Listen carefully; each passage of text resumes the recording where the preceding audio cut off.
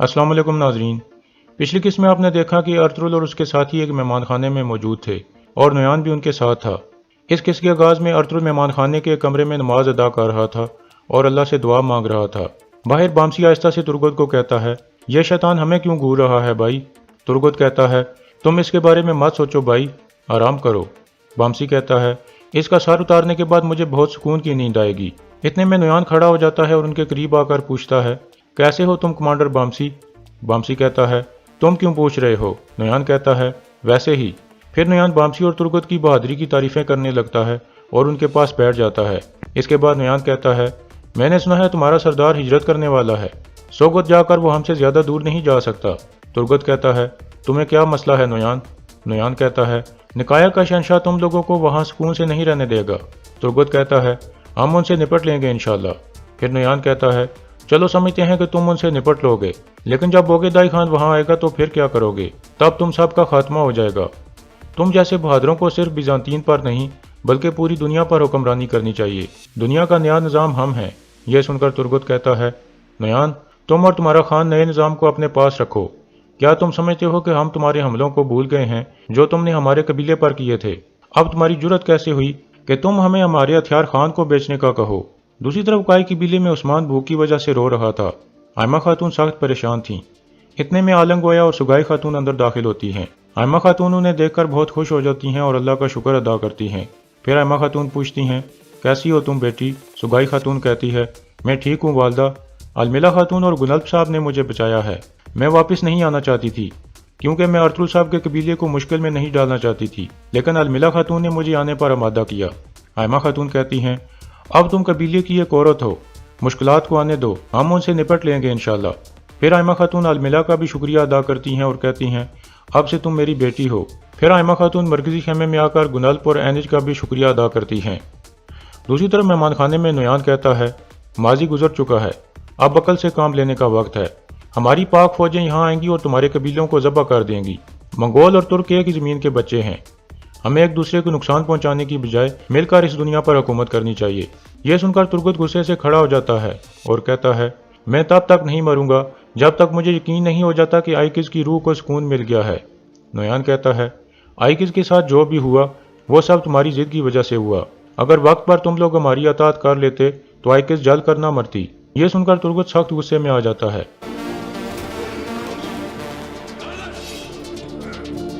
फिर तुर्गुत कहता है, हम तुम्हें और तुम्हारे खान को तबाह कर देंगे। नुयान दोबारा खड़ा होकर कहता है, इस रवैये से तुम सिर्फ अपने ही खून में डूब जाओगे। तुम वो नवाला मत लो जिसको तुम चबा नहीं सकते। यह सुनकर तुर्गुत उसे एक और मुक्का मार देता है।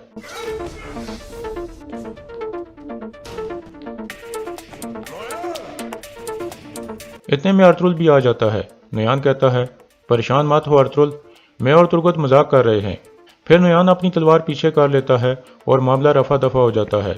इसके बाद अर्तुगरुल नुयान को कहता है, मेरे सिपाहियों से मत उलझो नुयान, मैं नहीं चाहता कि तुम्हारे साथ कुछ बुरा हो। दूसरी तरफ काई कबीले में गुनल्ब हकीम आरतो के पास जाता है और बाजू के एक जख्म पर पट्टी करवाता है।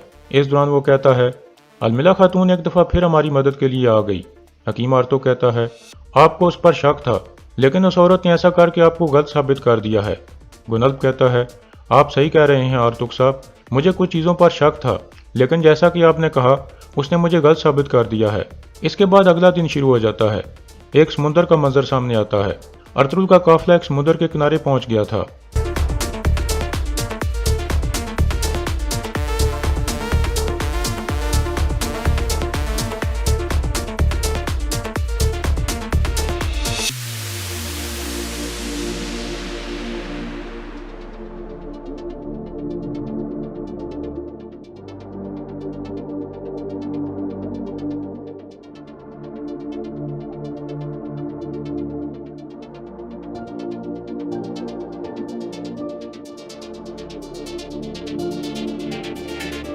अर्तुगरुल और उसके साथी इस मंजर को देखकर बहुत खुश थे।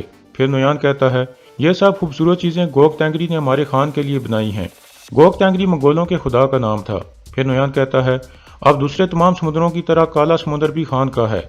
ओगेदाई खान हमारे लिए एक कश्ती भेजेंगे, बाकी सफ़र हम समुद्र के रास्ते तय करेंगे।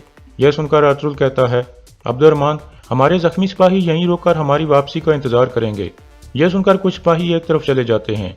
پھر نویان کہتا ہے اب تم محفوظ ہو ارطغرل، اب سے نہ کوئی سلیبی، نہ کوئی گورنر اور نہ ہی کوئی غدار سردار تمہارے سامنے آئیں گے، تم عقیدائی خان کی پاک زمینوں میں بالکل محفوظ ہو۔ ارطغرل کہتا ہے اتنے پرجگین مت ہو نویان۔ یہ سن کر نویان کہتا ہے تم کیا جانتے ہو جو مجھ سے چھپا رہے ہو ارطغرل؟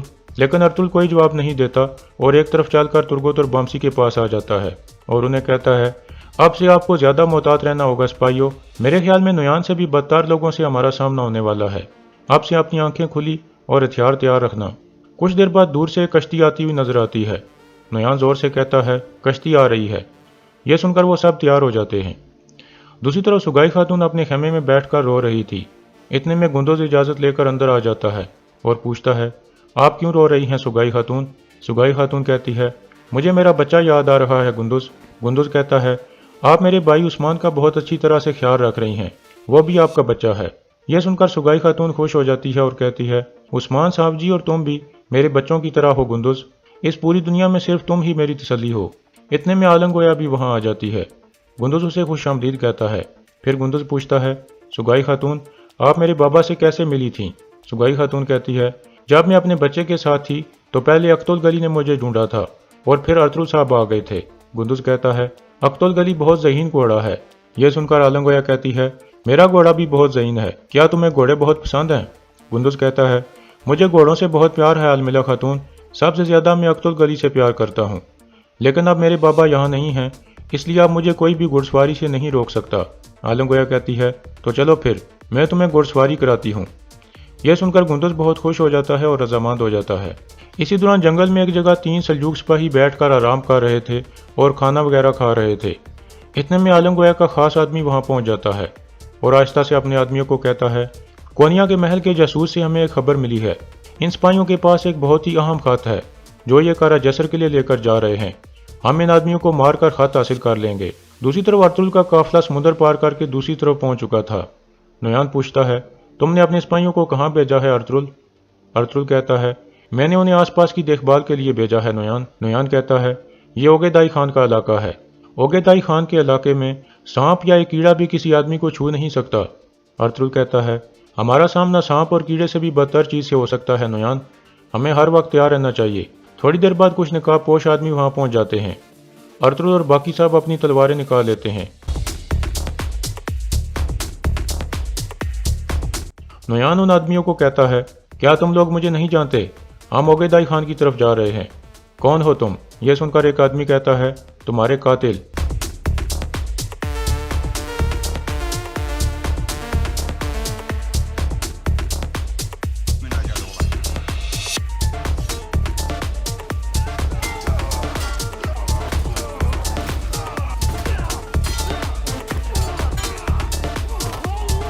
اسی دوران دوسری طرف عالم گویا کے آدمی 3 سلجوق سپاہیوں پر حملہ کر دیتے ہیں۔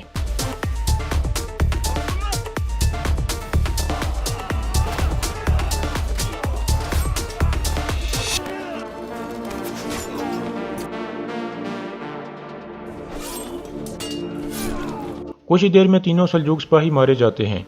اس کے بعد مرگن ایک سپاہی کی جیب سے وہ خط نکال لیتا ہے اور اسے کھول کر پڑھنے لگتا ہے۔ پھر وہ اپنے ساتھیوں سے کہتا ہے اس معلومات سے ہم بہت زیادہ فائدہ اٹھائیں گے، ان تینوں سپاہیوں کی وردیاں اتار لو اور ان کی لاشوں کو دفنا دو، پھر ہم یہ خط عالم گویا کے پاس لے کر جائیں گے۔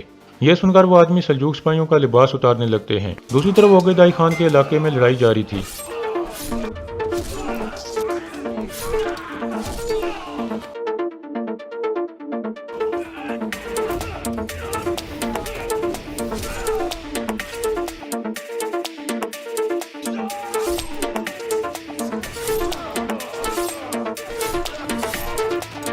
اس طرح سارے نقاب پوش آدمی مارے جاتے ہیں۔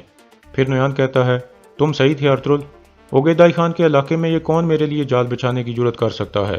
ارطغرل کہتا ہے خان کے پاس پہنچ کر تمہیں یہ سب پتہ چل جائے گا نویان۔ نویان پوچھتا ہے تمہارے اس تھیلے میں کیا ہے ارطغرل، اور ان آدمیوں کو اس تھیلے کے بارے میں کیسے پتا تھا؟ ارطغرل کہتا ہے میں نے تمہیں بتایا ہے نویان، وہاں پہنچ کر تمہیں اس سوال کا جواب مل جائے گا۔